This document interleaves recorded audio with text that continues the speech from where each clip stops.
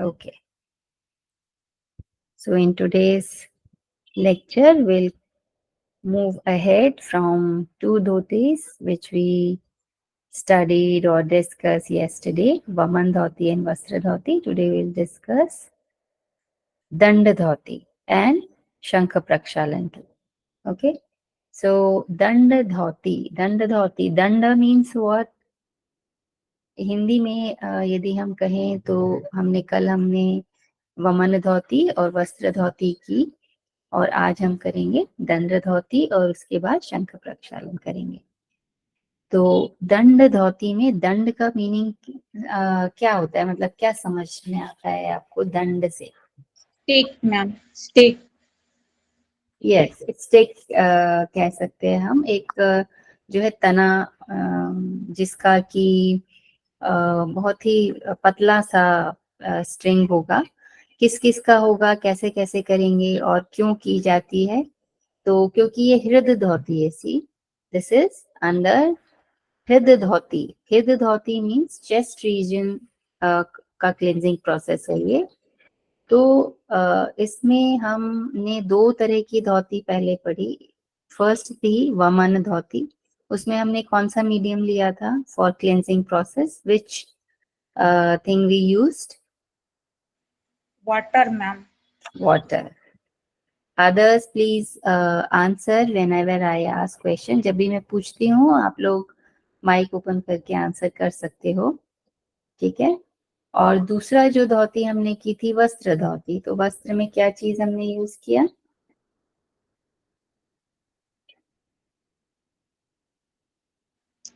Cloth ma'am. एक ही attentive है, बाकी सब कहाँ है? Are you busy in some work?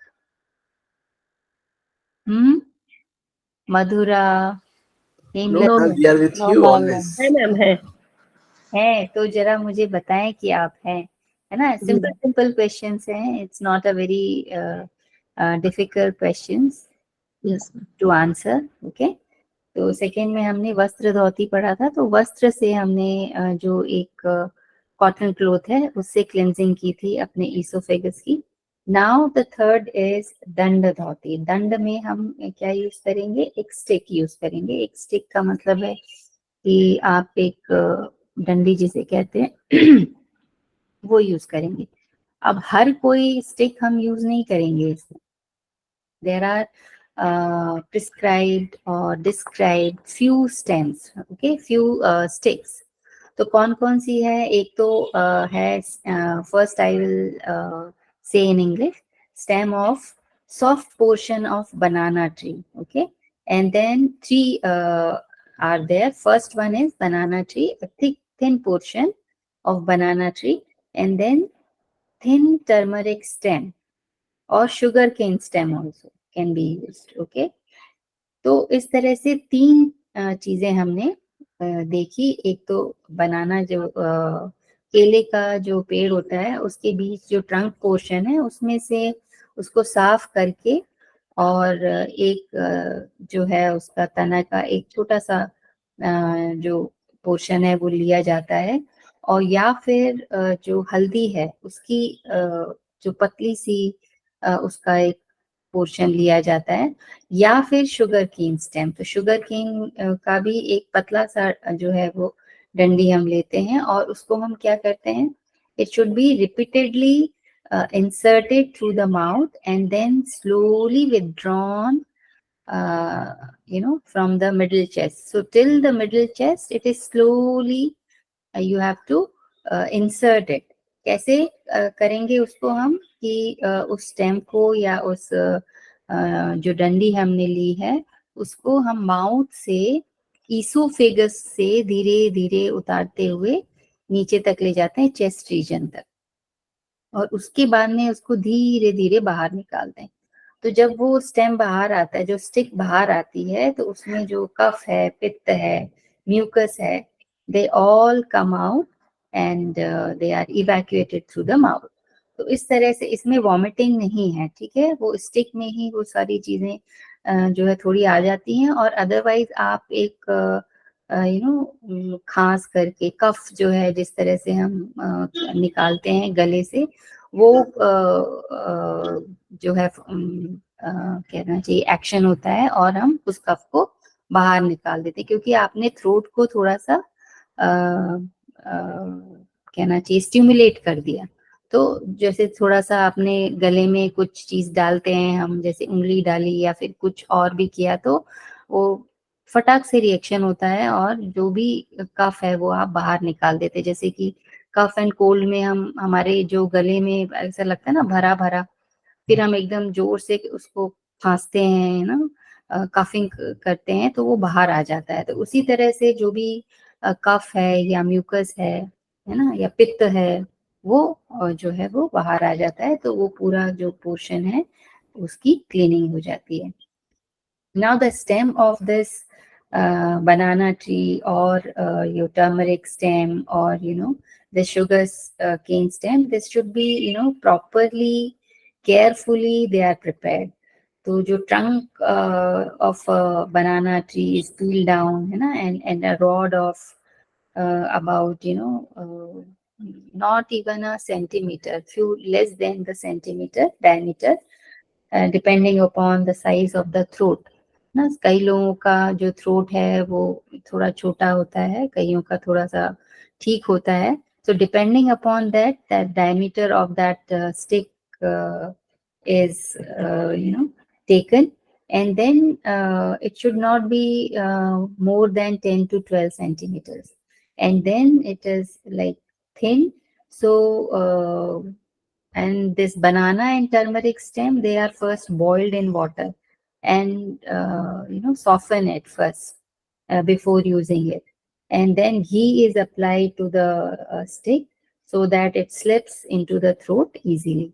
तो हमने क्या करना है कि बनाना ट्री को जो ट्रंक पोर्शन है, जो उसका तना है, वहां से उसको साफ करके और 1 सेंटीमीटर के आसपास, मैक्सिमम 1 सेंटीमीटर, अदरवाइज छोटा, जितना भी आपके गले का जो नली है उसका, उसके हिसाब से, एज के हिसाब से उसको अच्छी तरह से क्लीन करते हैं। और यदि आप बनाना या टर्मरिक ले रहे हैं तो इसको पहले थोड़ा सा बॉईल करते हैं और फिर थोड़ा सा घी या है ना थोड़ा सा प्यूरिफाइड कुछ ल्यूब्रिकेशन उसमें लगाते हैं, और ताकि वो अच्छी तरह से धीरे धीरे कहीं कुछ मतलब खरोंच टाइप ना आए आप, क्योंकि बहुत ही सॉफ्ट होता है जो भी इंटरनल ट्यूब्स हैं, इंटरनल ऑर्गन्स हैं आपके, वो बहुत डेलिकेट होते हैं। उसमें बहुत ही जो मेम्ब्रेन है वो बहुत ही कहना चाहिए नाजुक होती हैं, तो उनको नुकसान ना पहुंचे इस, और वो आराम से चला जाए। तो ये स्टेम जो है वो, स्टिक जो है वो हम धीरे धीरे डालते हैं। और इसके लिए क्या करना है कि जो आपका हेड है ये जो है वो पूरी तरह से ऊपर करना है। You have to raise your head to a particular position so that your oesophagus straightens, है ना। आपका इसोफेगस जो है वो सीधा होना चाहिए, तो उस तरह से आपको अपने नेक का पोस्चर करना है, उसको इस तरह से उठाना है और फिर धीरे धीरे जो है उसको डालना है। और एक और चीज कि while retaining this while this process दंड धौती, you have to retain the breath inside, है ना। आपको सांस नहीं लेनी है जब आप ये कर रहे हो, तो थोड़ी देर के लिए you have to like hold the breath, है ना। यदि आप ब्रीदिंग करेंगे तो वो जो मसल्स हैं, मतलब आपका जो फूड पाइप है या विंड पाइप है, वो उसकी मसल्स मूव करेंगी ना, थोड़ी सी वाइब्रेट करेंगी, तो इसलिए वो सीधा जो आपका स्टिक है वो उसको जाने में दिक्कत होगी। तो ये चीज ध्यान रखना है कि you have to hold the breath inside and then this rod is inserted as deeply as possible, and then slowly you have to rotate and then like come this taken out this stick. So you may feel this vomit sensation or something like that, but you don't have to do that. Do not do this vomit and all, but you just have to stabilize yourself, and then this stem is removed, then the mucus and this waste matter what you have to spat out. तो जब भी आप stem डालेंगे या कोई भी चीज आप यहाँ करते हैं तो एक वॉमिट सेंसेशन आएगा, आपको लगेगा कि आप उसको बाहर निकाल दो, लेकिन ऐसा आपको नहीं करना है। थोड़ा सा अपने आप को स्टेबलाइज करना है और उसके बाद में धीरे धीरे वो स्टेम को आपको बाहर निकालना है, और जो भी म्यूकस आता है उसको आप खांस के खंगाल के उसको बाहर निकाल देना है आपको। तो इसमें ये है कि जो भी हम ये दंड धोती, ये जो प्रैक्टिस है ये, हाँ उमेश जी आप कुछ कह रहे हैं? Yes ma'am. हाँ बोलिए। ये दंड धोती में जब हम डालते हैं पानी 1 गिलास पी के डालते हैं ना, तो whatever that water is there it comes out. नहीं, वाटर कहाँ बोला है मैंने, वाटर नहीं, एम्प्टी मैम वही दंड धोती की बात आप कर रहे हो ना, तो मैंने उसको किया है तब मैं आपको बता रहा हूँ। I have done this practice. So before putting that pipe, or earlier we used to give that banana leaf with inserting, और दंड बेत दंड की बात बताई गई है ग्रंथ संहिता में, इसका दंड है। हाँ ठीक है मैम। तो वो 2 चीजें डालने के लिए, लेकिन अभी जो है रबर का पाइप यूज करते हैं हम। तो बिफोर इंसर्टिंग दैट पाइप ना, we are drinking a glass of water, and then we are inserting, then automatic that water na that is there in the esophagus, it comes out. हाँ, तो you have to, this process is just to make it easier, so that with water all mucus and whatever dirt or Yes toxins ma'am, वो come out, आ जाएंगे आसानी से। and that's why I want to just share it. हाँ, okay. So and it is actually a difficult process, जैसे कि हम वमन कर लेते हैं, आप अपने आप भी कर सकते हो, it's not a very difficult और a crucial process, but the dand dhoti is a difficult practice, so it is recommended that it should be done under the supervision of a properly trained yoga instructor. And although it is described and all the procedure, don't do it alone. Okay, so it is considered not considered suitable for everyone also, so it should not be practiced by without any expert personal guidance. So ये चीजें हैं जो आपको ध्यान रखनी है कि ये बहुत मतलब इजी प्रोसेस नहीं है, जैसे वमन कर लेते हैं आप, नेति कर सकते हैं आप, थोड़ा सा ध्यान रख के, थोड़ा सा देख के, लेकिन ये थोड़ा सा वो है क्योंकि इसमें आपको कोई फॉरेन बॉडी, फॉरेन जो चीज है, या जो ऐसा कहना चाहिए कि जो बाहरी चीज है उसको आप अंदर डाल रहे हैं, जो आप नॉर्मली नहीं करते किसी भी दूसरी प्रोसेस में। तो इसलिए थोड़ा सा इसको ध्यान से किसी के सुपरविजन में आपको करना चाहिए। बेनिफिट्स जो हैं इसके वो सारे वही बेनिफिट्स हैं जो हृदय धोती में, वमन में हुए या वस्त्र में हुए, क्योंकि पूरा जो आपका कफ है, पित्त है, म्यूकस है, वो बाहर आ जाता है और उसका प्यूरिफिकेशन हो जाता है। क्योंकि यदि ये मैटर जो है म्यूकस बहुत ज्यादा भर जाए गले में, थ्रोट में आपके, तो ये आपके विंड पाइप को भी अफेक्ट करता है। इसीलिए जब भी कफ होता है आपको सांस लेने में दिक्कत आती है ना, आपका रेस्पिरेटरी सिस्टम भी अफेक्ट होता है इससे, क्योंकि ये लैरिंग्स है वहां पर, तो वो अफेक्ट करेगा उसको, तो ब्रीदिंग जो कैपेसिटी है आपकी वो कम हो जाएगी। तो इसलिए जो है ये जो धोती हैं बहुत तरह की, ये प्रिस्क्राइब की गई है षटकर में, कि इसको करने से आपका ये वाला जो सिस्टम है, जो आपका थोरैसिक रीजन है, इसकी क्लींजिंग बड़े अच्छे से हो जाती है। और क्योंकि आपका जो थ्रोट रीजन है, इसोफेगस क्लीन है, तो उसका असर जो आपके रेस्पिरेटरी सिस्टम है या फूड जो आपका लैरिंग्स फेरिंग्स जो आपने पढ़े होंगे, और आपका ट्रैकिया, इन सब पे भी उसका असर जो है वो पड़ता है। अच्छा, अब मैं स्क्रीन शेयर कर रही हूँ क्योंकि आगे हमारे जो शंख प्रक्षालन हम लेते हैं अब, तो उसके कुछ आसन हैं वो देख लेते हैं। वैसे तो आपने सब पढ़ा होगा आपके उसमें, लेकिन स्क्रीन शेयर हो रही है।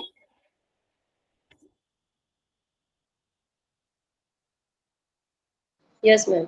Okay, Yes, ma'am. तो शंख प्रक्षालन आपने पढ़ा है, तो क्या इसमें कौन सी चीज आपको याद है? शेयर करिए। ये पांचों आसन याद है मैम, ठीक है। 2 हाँ गिलास पी के और आसन करते हैं, फिर हाँ 2 गिलास ये 5 asanas, series of asanas, and again we are drinking that water till that motion is not coming. That when that motion is that stomach is that our small intestine is fully clear, and whatever the pani we are drinking, the same color water is coming out, then we are stopping it. Hmm And there are few practices like that. On that day we are not going outside in from heat. We are observing ourselves, protecting ourselves from heat and from cold also in winter season. Hmm Okay, ma'am. So especially that weather, this weather is changing na. Hmm When that time only we are doing this hmm pool Prakshalan hmm twice in a year. Hmm That we are doing that khichdi. We are taking khichdi along with ghee, and we are completely stopping that whatever that milk product is there. We are not taking. We hmm are not taking chilies and all, and that you can say that pickles and all. These things are getting prohibited during this time. We that are means कि taking जो that way. तामसिक, हाँ तामसिक जो चीजें हैं वो हमने नहीं हाँ खानी है, जिससे कि ऐसा इसलिए होता है बिकॉज आपका जो पूरा एलिमेंट्री कैनल है इसका प्योरिफिकेशन है, तो जो भी लेयर होती है फर्स्ट लेयर और जो एक इनर लेयर है वो इससे अफेक्ट होती है, जो भी आपने इतनी बार किया। अभी हम शुरू से पढ़ते हैं, then will discuss it later. तो ठीक है। दिस इज शंख प्रक्षालन। शंख प्रक्षालन जो है, इसे ही वारीसार धौती, अंतर धौती भी बोला जाता है, सो डोंट गेट कंफ्यूज्ड। इसमें जो है, क्योंकि वारी का मतलब होता है जल, है ना, पानी, ठीक है। तो ये जो प्रोसेस है ये भी हम पानी से करते हैं। We are using water in this process, and through the water we are cleansing whole our alimentary canal, which starts from your mouth and ends at your anus. तो ये पूरी एनिमल्ट्री कैनाल की का प्यूरिफिकेशन है, मतलब इसमें एक तरह से बस्ती वाला चीज भी आ जाती है, क्योंकि इंटेस्टाइन की भी क्लिनजिंग हो जाती है, ईसोफेगस की भी हो जाती है, पूरा एब्डोमिनल रीजन में जो भी ऑर्गन्स हैं, आपके थोरैसिक रीजन ऑर्गन्स हैं, उनका भी मूवमेंट होता है उनको, क्योंकि हम आसना कर रहे हैं इसमें, राइट, आफ्टर ड्रिंकिंग वाटर। तो हम कैसे इसको स्टार्ट करेंगे? ये वारीसार धोती है, शंख प्रक्षालन इसको बोला गया है, क्योंकि पूरा जो शंख है, शंख मतलब ये जो हमारा जो स्टमक है उसका जो शेप है वो इस तरह से है, तो इसलिए जो पूरा हमारा सिस्टम है उसकी क्लींजिंग जो है वो इस धोती से होती है, या फिर इस प्रोसेस से, इस प्रैक्टिस से होती है। तो अब इसमें जो स्टार्ट हम करते हैं उसमें बहुत सारा पानी लेते हैं, क्योंकि ये पूरी प्रोसेस में around 16 to 20 glasses of water की जरूरत पड़ती है, ठीक है। It depends on your own capacity कि आप कितना पी सकते हैं और कब तक आपका पेट जो है या पूरा इंटेस्टाइन है वो क्लीन हो। तो इट डिपेंड्स, तो आपको प्रिपरेशन कितनी करनी है? प्रिपरेशन इतनी करनी है कि आपको एक अच्छी खासा जो है अराउंड 3, 4, 5 लीटर्स ऑफ वाटर अपने पास रखना है। It should be lukewarm water and with some salt, यानी कुछ ऐड करते हैं कुछ नहीं करते हैं, एंड डिपेंड्स। तो जो हमारा रॉक सॉल्ट होता है या कहना चाहिए सेंधा नमक होता है, वो आप रखेंगे। और इसमें आपने, पहले मैं हिंदी में बता देती हूँ कि आपको 2-2 ग्लास पानी जो है वो पीना है, और 2 ग्लास पानी पीने के बाद वही कागासन में बैठ के, और 2 ग्लास पानी पीने के बाद में आपको 5 आसनास करने हैं। कितनी बार? 8 टाइम्स। ठीक है, ये आपको ध्यान रखना है। 5 आसनास, उनका जो सीक्वेंस है, and then 8 times you have to perform. आप इन बिटवीन 8 टाइम्स यदि आपको प्रेशर आ जा रहा है तो यू हैव टू मतलब गो टू योर टॉयलेट्स। तो आपको ये जो प्रैक्टिस है ये कहाँ करनी है? वैसे तो ओपन एरिया में बोला जाता है, जहाँ पे थोड़ी सी वेंटिलेशन प्रॉपर हो, तो वहां पे आप इसको करिए, और आपका जो टॉयलेट है वो पास में होना चाहिए, क्योंकि आपको बहुत जल्दी से वहां पे जाएं आप, और जो है अपना क्लीन करें अपने आप को। तो कौन से वो 5 आसन हैं? तो first one is Tadasana, second is Tiryak Tadasana, third is Kati Chakrasana, ठीक है, fourth is Tiryak Bhujangasana, and the fifth is Udarakarshan. ये 5 जो हैं, इन आसन की सीरीज आपको 8 टाइम्स करनी है। और फिर आपको प्रेशर आ रहा है तो इन बिटवीन आप जा सकते हैं, नहीं आ रहा है तो ये 8 टाइम्स करने के बाद आप जाके आइए। हो सकता है पेट खाली हो सकता है ना हो। अब नहीं हुआ, वापस आप आ जाइए, फिर से 2 ग्लास पानी पीजिए, फिर से ये प्रोसेस रिपीट करिए, फिर से आपको वो अपने वॉशरूम में, टॉयलेट में जाना है, बैठना है।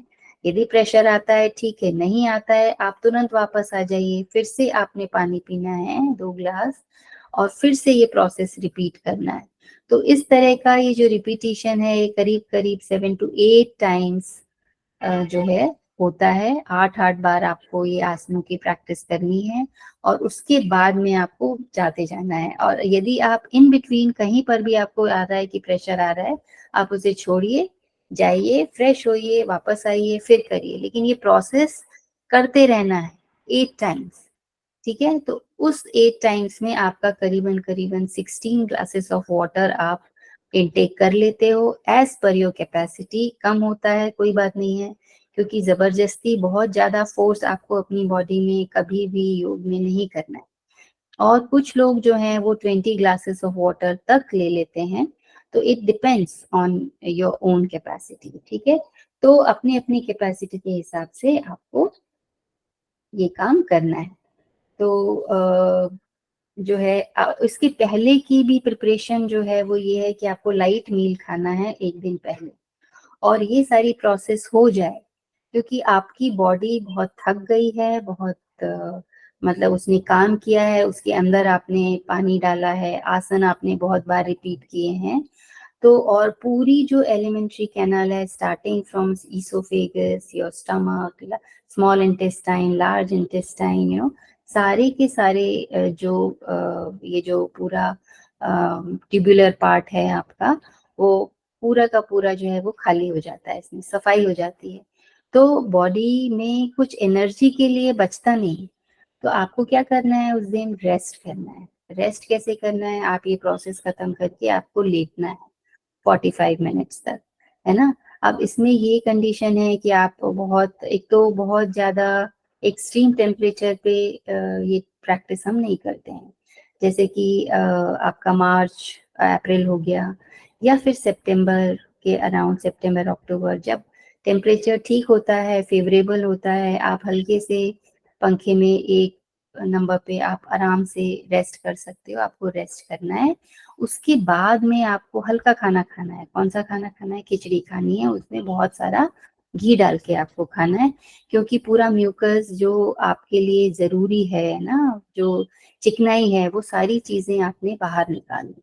तो अब आपको क्या करना है? उसको वापस लेना है, और घी और ये सबसे आपको एक पौष्टिकता भी आती है, एक आपको स्टेमिना बढ़ता है, थोड़ी एनर्जी भी आती है, ये आपको लेना है। और 1 हफ्ते तक, 10 दिन तक आपको हल्का खाना खाना है। मिल्क प्रोडक्ट्स नहीं लेने हैं, क्योंकि इसमें ये भी एसिडिक या इस तरह के वो होते हैं, उसको डाइजेस्ट करने में दिक्कत आती है, क्योंकि जो पित्त है आपका, बाइल जो है वो भी काफी सारा निकल चुका होता है। तो धीरे धीरे बॉडी जो है वो फिर जैसे कि बहुत ज्यादा बीमार हो जाते हैं आप, तो बहुत टाइम तक आपने हल्का हल्का खाना खाते हैं, तो एकदम से आप जो है हैवी फूड नहीं खाते, या फिर बहुत सारा मसाला या जिसको डाइजेस्ट करने में दिक्कत होती है, ऐसा फूड आप नहीं खाते। तो उसी तरह से ये भी बॉडी को थोड़ा सा टाइम देते हैं कि वो प्रॉपरली तैयार हो जाए, है ना, सारी की सारी चीजें जो है वो ठीक हो जाएं, उसके बाद में फिर आप अपना जो है वो, वैसे तो कहा जाता है कि रोटी भी आपको थोड़े दिनों बाद खानी चाहिए। आप दाल चावल या खिचड़ी या दलिया या हल्का सा, बहुत ज्यादा फ्रूट भी नहीं खाना चाहिए, क्योंकि उसमें फाइबरस यदि फ्रूट है तो वो भी जो है वो आपके इंटेस्टाइन को या दिक्कत करेगा, है ना, क्योंकि वहाँ की जो इनर लेयर है वो थोड़ा सा निकल जाती है, तो उसको बनने में थोड़ा सा टाइम लगता है। तो इसलिए ये चीजें जो है वो आपको करनी चाहिए, ठीक है। सो now in Varisar, or you can say in Shankha Prakshalan, we do 5 asanas. All right.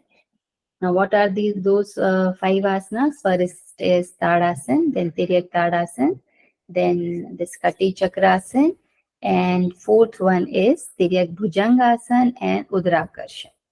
All right. Now, it is advisable to have only a light meal, such as, a simple light fruit or khichdi in the night before undertaking this practice.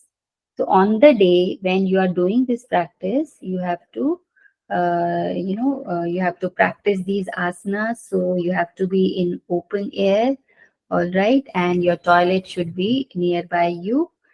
And first you have to prepare a bucket of, clean lukewarm water, and add 2 spoons of the salt per liter of water, so that it becomes slightly salty.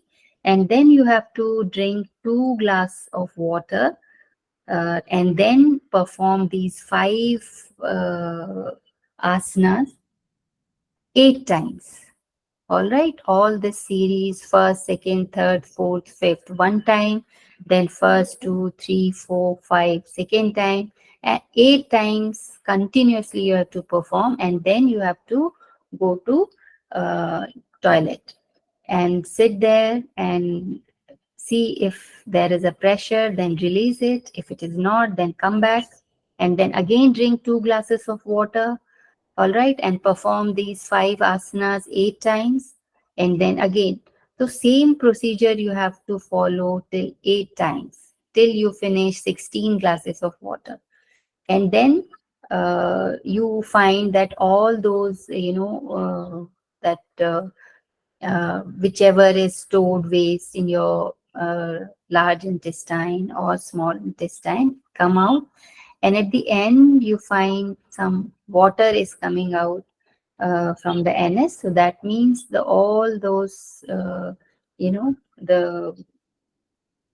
dirt or whatever is stored, whatever is there as a toxins, they come out from your anus. So all the alimentary canal gets cleaned off. So first is you have Tadasana, you know how to perform it. You have to stand with your feet together, all right, and then arms by the side, and you have to stretch your arms up, all right, so that whole your trunk region gets stretched out and the lower body towards your toes.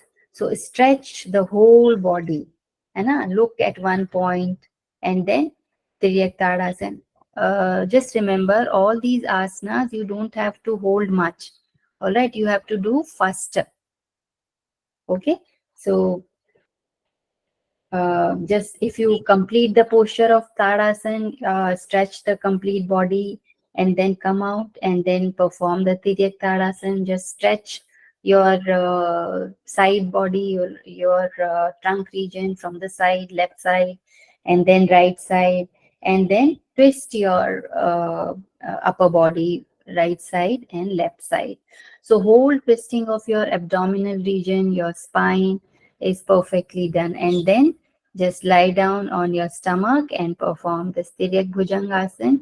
So whole your intestine region will have a nice movement, right side, left side, up side, all right? And then final pressure in Udarakarshan. Now in Udarakarshan, what you have to do, you have to sit in Kagasana first, and then keep the distance of a handspan between the feet, and keeping the hands on your knees, and push your first your right knee with your right hand close to the left foot, and then about inch above the ground, and then repeat it with a similar movement to the left side, to the left knee towards the right foot. So likewise, you have to give pressure sideways, pressure to your intestine from the side. So all those practices give a very fine, very, good movement to your intestine all through upside, downside, sideways. So all this peristalsis movement of intestine will be stimulated, and all those things which are stored in your intestine or in stomach, they are slowly come out and move towards your anus. So like that you have to do it 8 times, and then finish this process, and then relax yourself.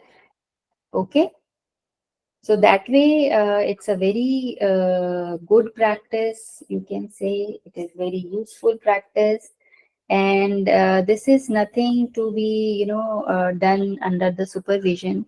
But if once you have done under the supervision of a practitioner, then you can do it yourself also at your home. Okay, so anything which you don't understand, let me know. कुछ समझ नहीं आया है तो आप पूछ लीजिए इसमें.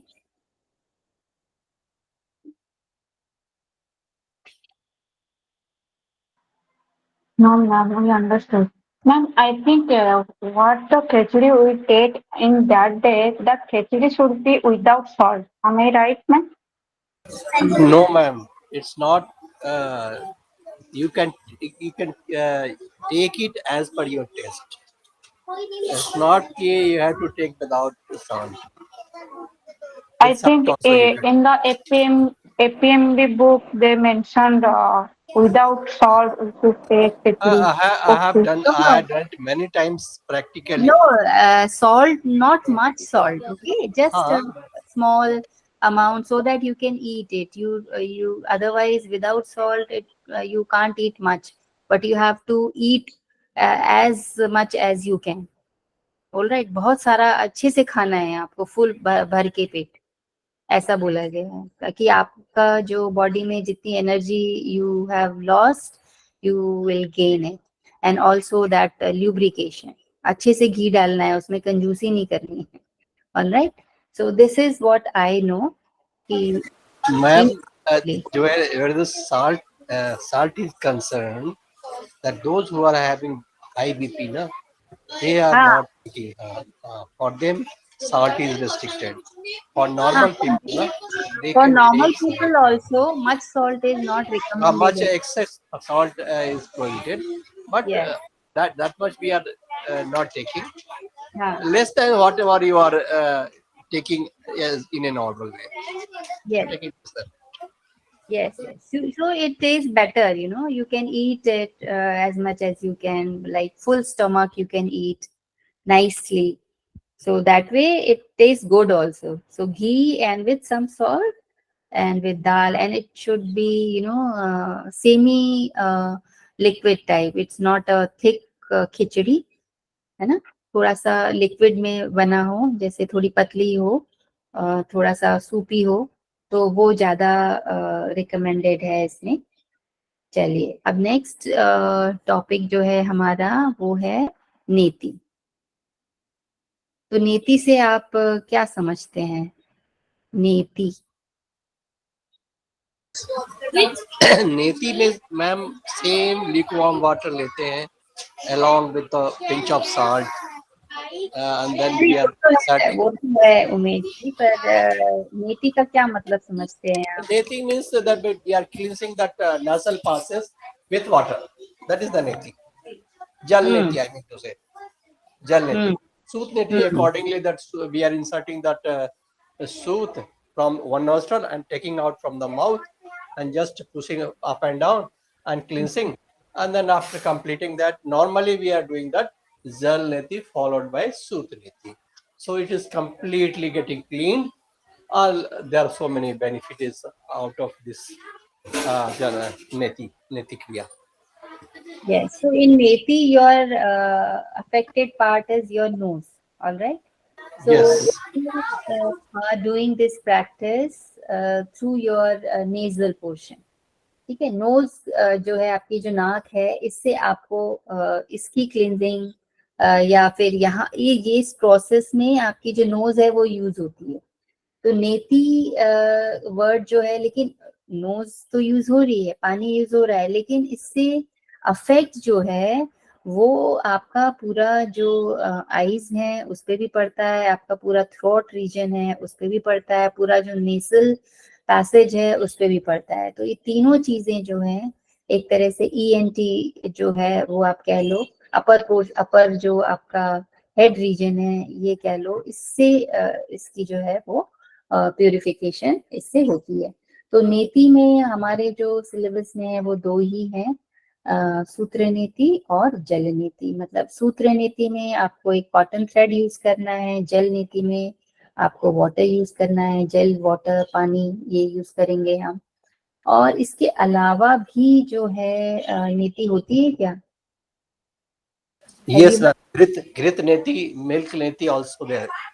यस, मिल्क नीति भी होती है, घृत भी होती है, और कई जगह पर जो है जो नेचुरोपैथी में they make some medicated घी और ऑयल, वो उससे भी करते हैं, डिपेंडिंग अपॉन किसको किस तरह की प्रॉब्लम है, या पर्टिकुलर केस में they make that material and they use it.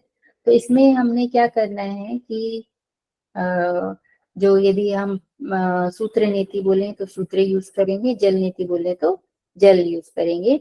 तो सूत्र जो है वो जो है कॉटन का होगा, और एक एंड पे इसमें वैक्स लगा के रखते हैं ताकि वो थोड़ा सा स्टिफ हो जाए.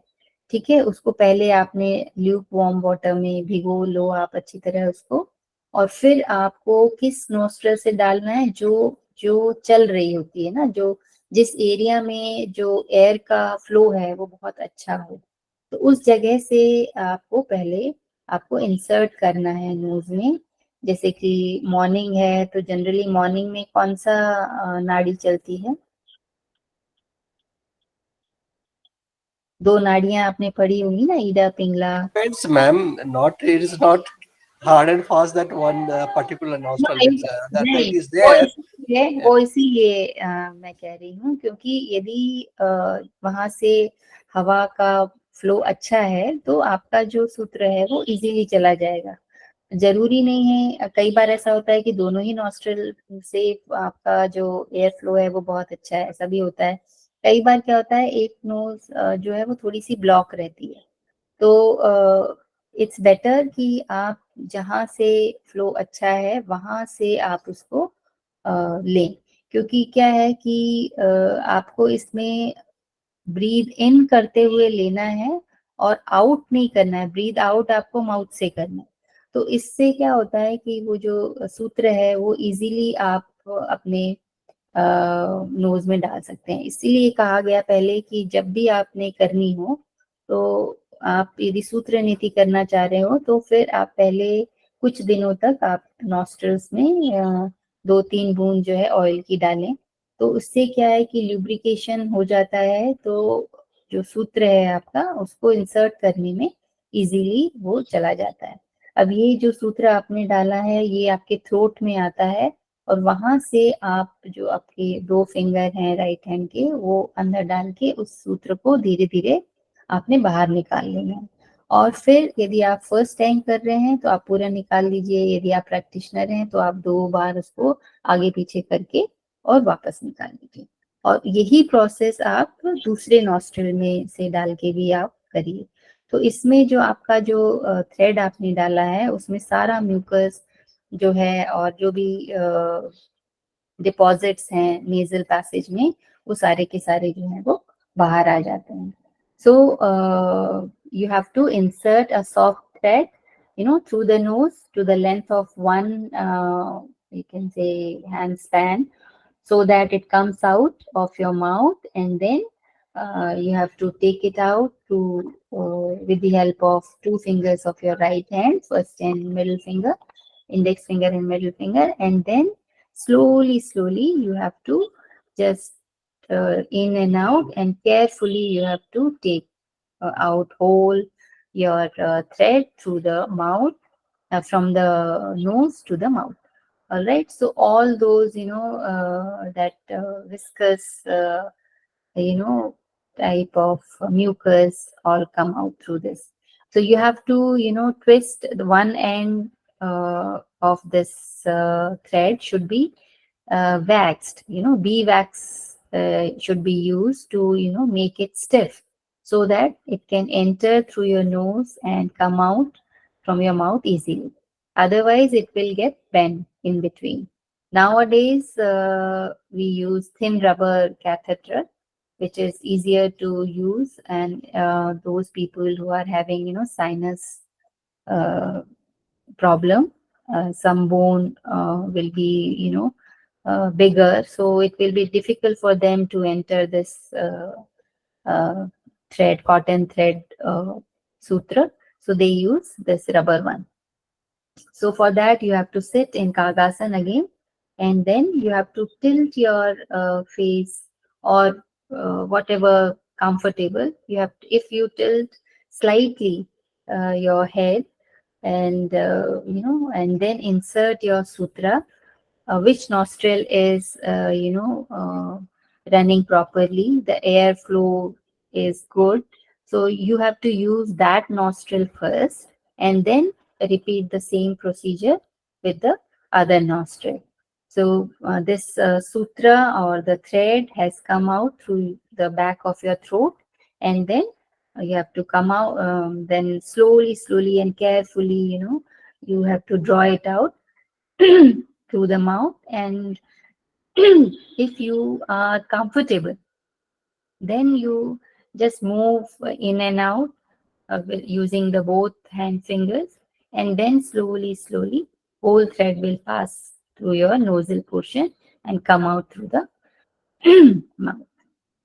So you have to sorry.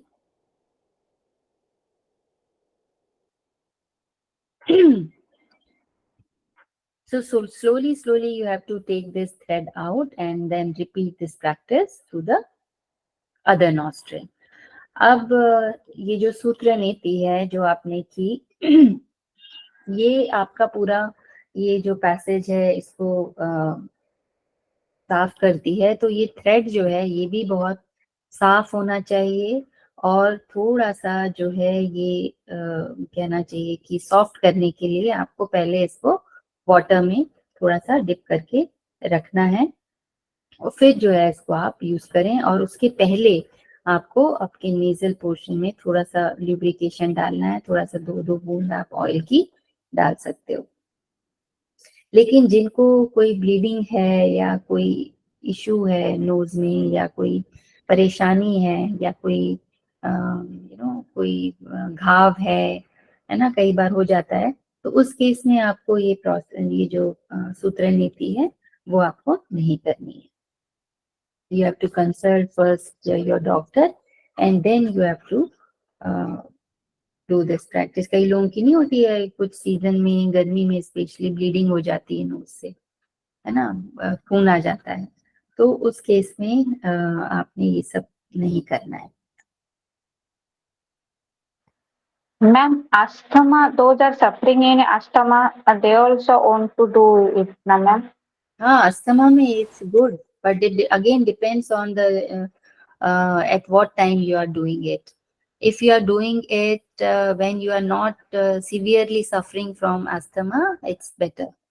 If you are severely affected by the disease, then you have to consult your doctor कि whether, क्योंकि ब्लॉकेज उस समय बहुत होगा, आप कंफर्टेबल हैं नहीं है, लेकिन यदि आप रेगुलर प्रैक्टिस करते हैं इसको, तो अस्थमेटिक जो है, कई लोगों को स्नीजिंग बहुत ज्यादा होती है, कई सीजन चेंज होता है, कई लोगों को रनिंग नोज होता है, तो उन सब चीजों में यदि वो रेगुलर करते हैं तो it will be very very beneficial.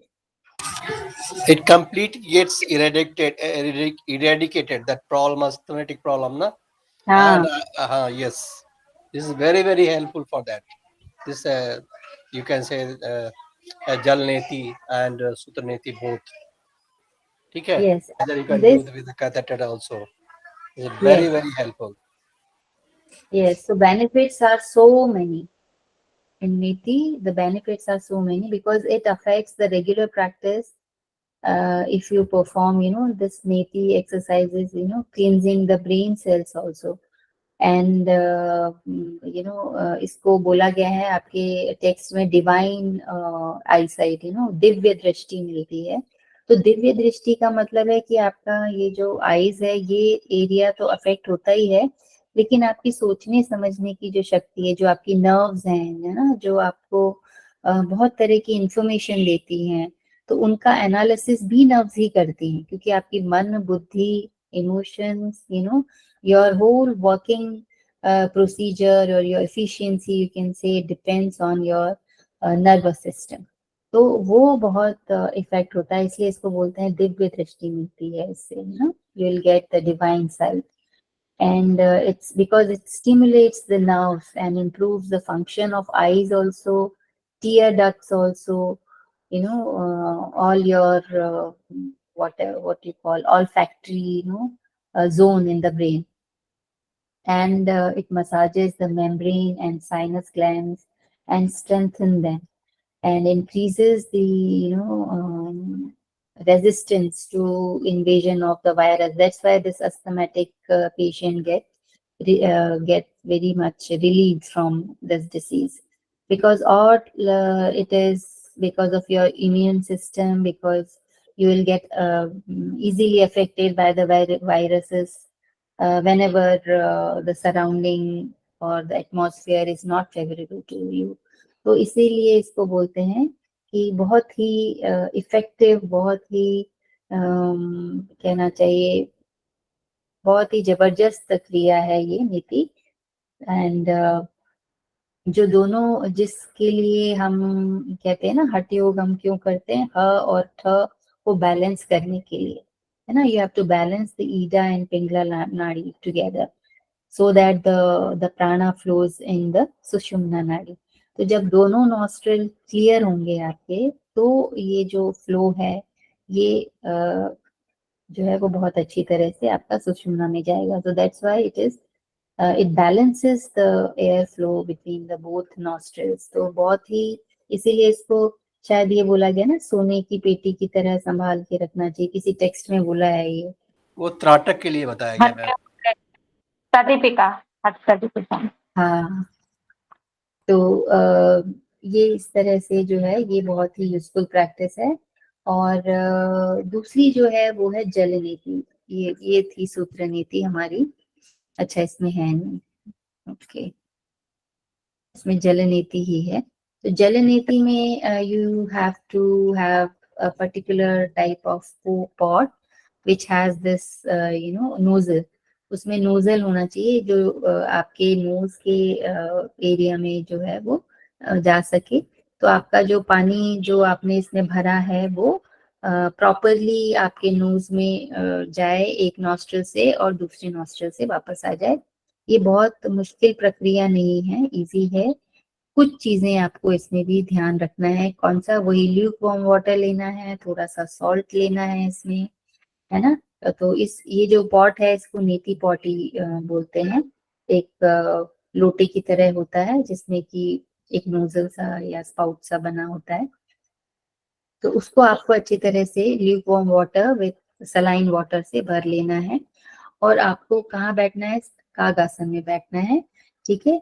और थोड़ा सा आप जो है फीट के बीच में थोड़ा सा डिस्टेंस रख सकते हैं, क्योंकि आपको बैलेंस भी करना है और अपना मुंह भी थोड़ा, जो हेड रीजन है इसको थोड़ा सा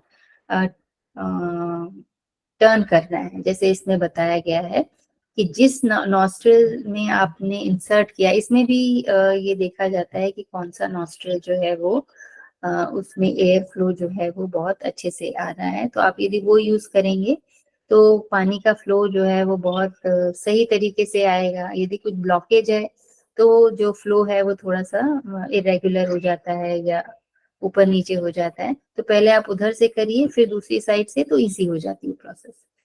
तो आपने उस नॉस्ट्रिल में डालना है। आपका जो माउथ है वो थोड़ा खुला रहता है, क्योंकि आपको इनहेलेशन एक्सहेलेशन यानी कि ब्रीदिंग प्रोसेस जो है वो माउथ से करनी है।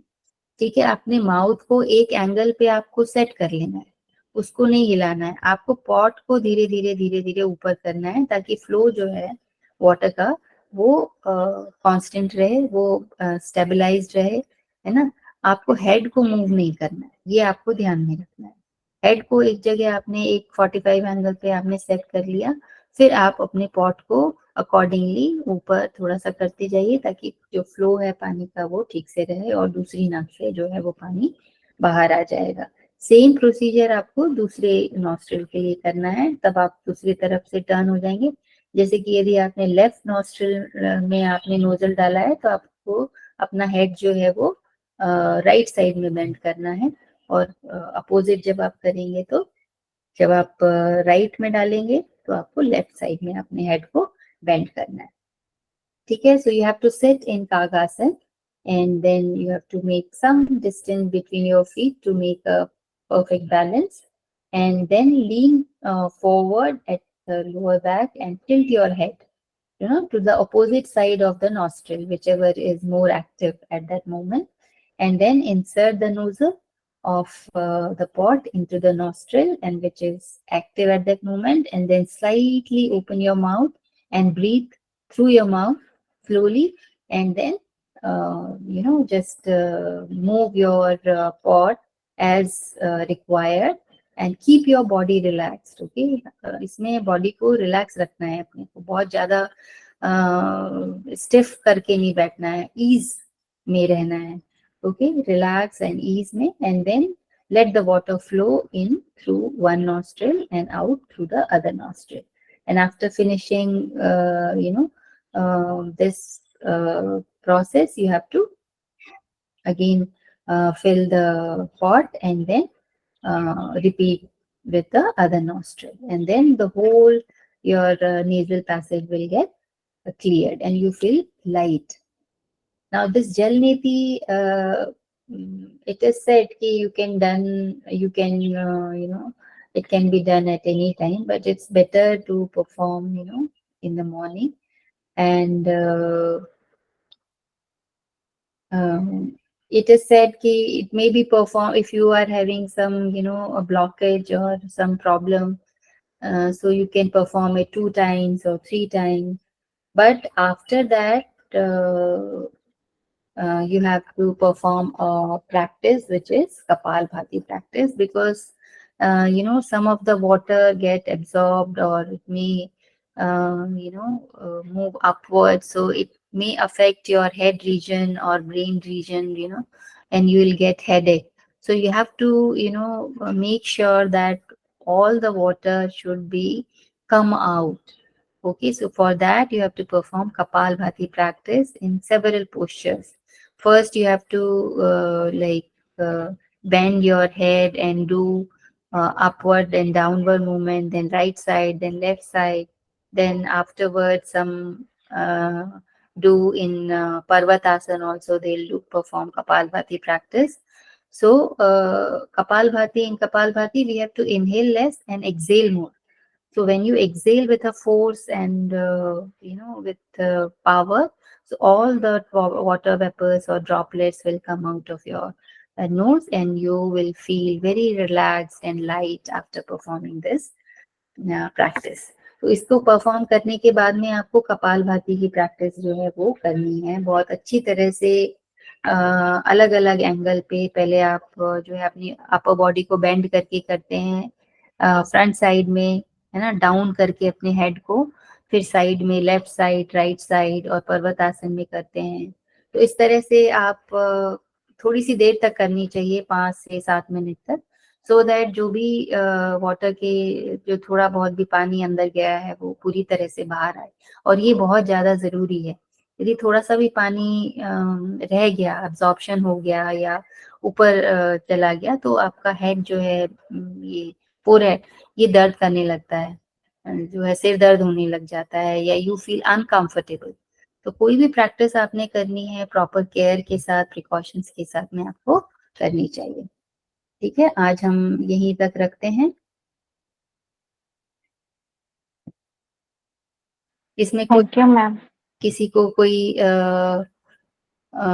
डाउट हो तो पूछ सकते हैं।